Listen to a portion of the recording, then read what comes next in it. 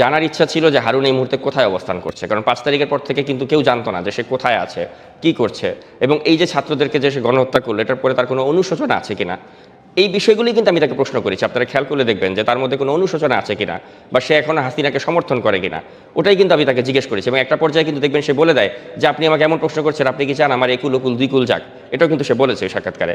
তো এরকম প্রশ্ন করার পরেও কিন্তু আমাকে বলা হচ্ছে যে আমি হারুনের দালাল এবং হারুনকে আমি একটা ক্লিন চিট দেওয়ার জন্য এ ধরনের সাক্ষাৎকার নিয়েছি। তো বাস্তবতাটা হচ্ছে, আপনারা যদি কেউ এ ধরনের মানে একজন ক্রিমিনালের ফোন নাম্বার পান বা তাকে অ্যাক্সেস করতে পারেন, আপনারা কিন্তু তার সাক্ষাৎকার নেবেন, এটাই স্বাভাবিক।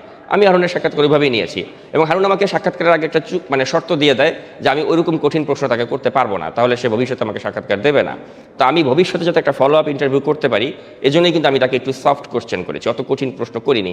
তো এটাই কিন্তু দর্শকদের অনেকে বুঝতে ভুল করেছে, তারা ভেবেছে যে আমি হয়তো তাকে খুব সোজা প্রশ্ন করে ছাড় দিয়েছি। আসলে আমি চেয়েছিলাম যে তার সাথে যোগাযোগটা অব্যাহত রাখতে, কারণ তার কাছ থেকে কিন্তু অনেক কিছু জানার আছে, তাকে একটা রাজসাক্ষীও বানানো যেতে পারে। কারণ হাসিনার যে ক্রাইমগুলো, এই ক্রাইমগুলো তার মতো ভালো তো কাছ থেকে কেউ দেখেনি। কিন্তু দুর্ভাগ্যজনক বিষয় হলো যে ওই সাক্ষাৎকারের পর থেকে হারুন আমার নাম্বার ব্লক করে দেয়, আর নিজের নাম্বারটা সে চেঞ্জ করে ফেলে। আর আপনি যেটা বললেন যে হারুন ছাত্র গণহত্যার সাথে সে জড়িত ছিল কিনা, এটার সবচেয়ে বড় প্রমাণ আপনি পাবেন বাংলা ভিশনে। বাংলা ভিশনের ক্যামেরা ক্রু কিন্তু 5ই আগস্টে তারা তাদের ফুটেজে এক্সক্লুসিভলি দেখিয়েছে যে হারুনের নির্দেশে কীভাবে ছাত্রদের উপর গুলি চালানো হয়েছে। অর্থাৎ হারুন যতই নিজেকে এখন ওই কাকরাইল মসজিদের ইমাম দাবি করুক, আমরা কিন্তু জানি যে সে নিজে সরাসরি এই ছাত্রদেরকে হত্যা করতে নির্দেশ দিয়েছিল।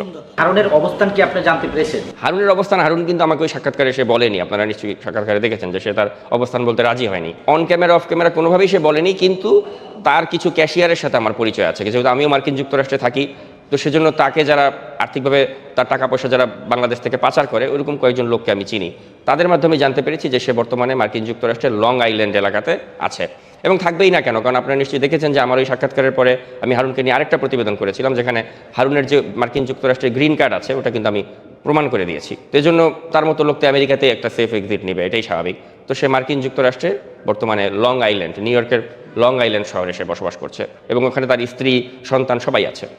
ভাই, 5ই আগস্টের পরে আপনার কন্টেন্টের ধারণ চেঞ্জ হয়ে যায়, এবং আপনার কন্টেন্টের কমেন্ট থেকে আমি যদি একটু ভাই সেটা একটু আমরা জানি হারুনের অবস্থান 5 তারিখের পরেই কি সে দেশ ত্যাগ করেছে, নাকি মানে দীর্ঘ একটা সময় পরে দেশ ত্যাগ করেছে, এটা কি জানতে পেরেছেন? অ্যাকচুয়ালি আমি যেদিন তার ইন্টারভিউটা নেই, সম্ভবত তার 1 সপ্তাহ আগে সে সেফ এক্সিটটা পেয়েছে, এরপরেই সে আমাকে সাক্ষাৎকারটা দিতে রাজি হয়। মানে এর আগ পর্যন্ত তার কিন্তু কোনো খোঁজ পাওয়া যাচ্ছিল না।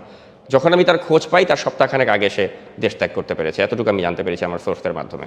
দীর্ঘ সময় সে কোথায় ছিল, বা সেই এটা আমরা তো জানি যে ওই যে বলা হয় না যে ক্যান্টনমেন্টে 626 জনের মতো লোকজন ছিল, অবশ্যই হারুনও তাদের মাঝে একজন ছিল।